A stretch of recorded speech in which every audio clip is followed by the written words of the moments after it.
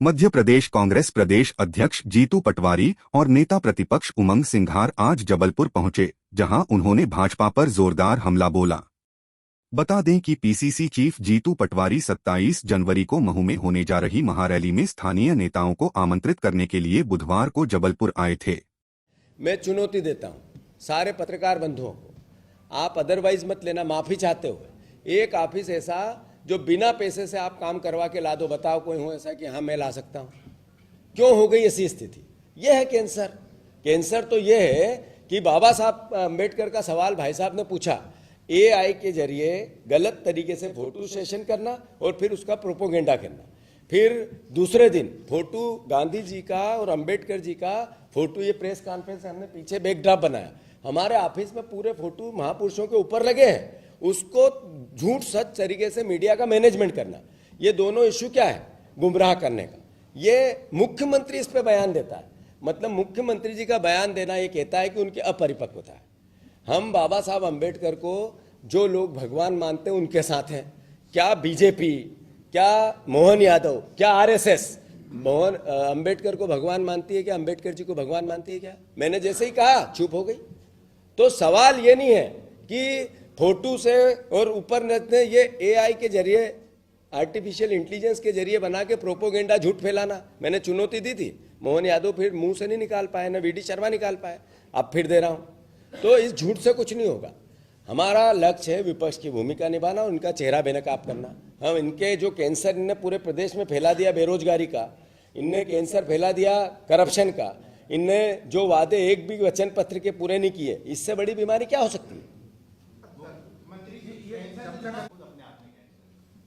अब मुख्यमंत्री जी की सोच पे तरस आता है और उनकी परिपक्वता पे तरस आता है।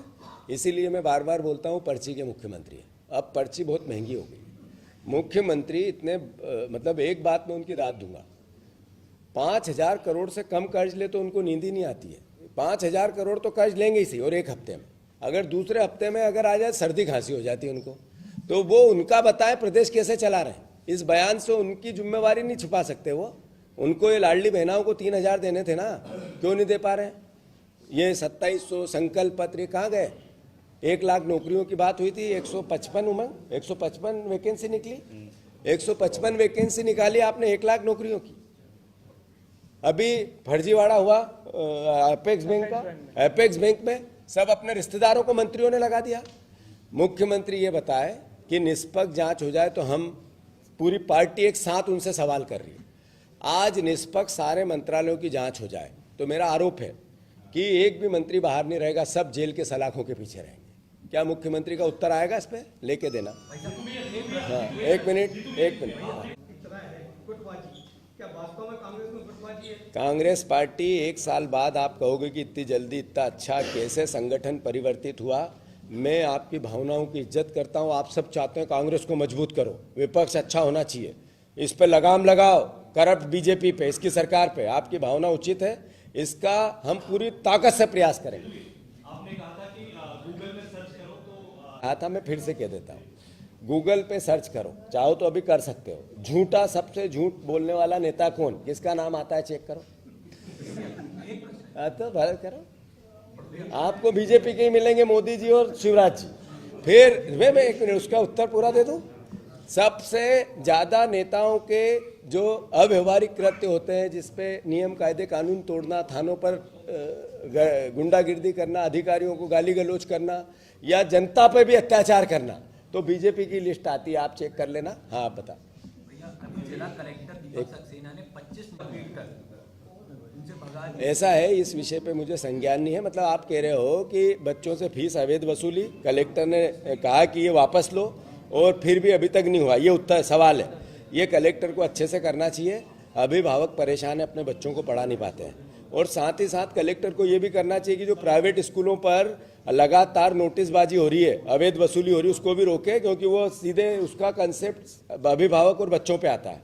आप प्राइवेट स्कूल से फीस ज़्यादा वसूलोगे सरकार, तो वो बच्चों से वसूलेगी, जाएगी कहाँ? हाँ, देखो, कोई भी मुख्यमंत्री हो, कोई भी सरकार हो, अल्टीमेटली विकास की बात करती है और करना चाहिए।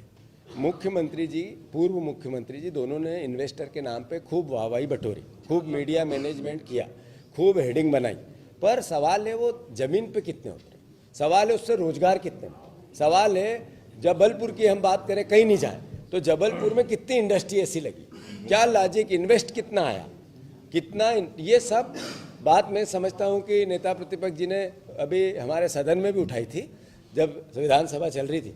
तो प्रयास जरूरी है, उसके पीछे का खर्चा जरूरी है, वो खर्चा कहाँ से आता है, कर्ज से, वो बोझ किस पे पड़ता है, आप पे, हम पे और जनता पे, पर उसके पीछे सारा गुणा भाग करो तो कितना रोजगार है, कितनी तरक्की है, कितना इन्वेस्टर है, कितनी इंडस्ट्री है, जीरो। यहां आयोजित प्रेस कॉन्फ्रेंस में जीतू ने कहा, 27 जनवरी को महू से संविधान बचाने की जो कोशिश शुरू हो रही है, उसके तहत 2025 में संगठन संघर्ष पर्व के नाम से पूरे साल ब्लॉक स्तर तक यात्राएं निकाली जाएगी। पटवारी ने कहा, हम बाबा साहब अंबेडकर को भगवान मानने वाले लोगों के साथ हैं। क्या भारतीय जनता पार्टी और आरएसएस के नेता बाबा साहब अंबेडकर को भगवान मानते हैं? वे सिर्फ एआई के जरिए झूठ फैला रहे हैं।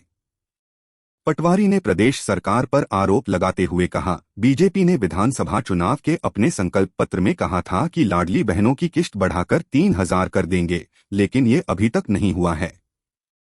सरकार ने 1 लाख नौकरियां देने का वादा किया था, लेकिन अब जब भर्ती निकाली तो मात्र 155 पदों पर। पटवारी का आरोप है कि अपेक्स बैंक में जो भर्ती हुई है उसमें भाई भतीजावाद हुआ है। सरकार को चुनौती देते हुए पटवारी बोले, अगर मोहन सरकार अपने सभी विभागों की जांच करा दें तो मैं दावे के साथ कह रहा हूं कि उनके एक भी मंत्री नहीं बचेंगे, सभी सलाखों के पीछे होंगे। सरकार के हर विभाग में करप्शन हुआ है। उन्होंने सौरभ शर्मा मामले में शामिल लोगों का नाम उजागर करने की भी मांग की।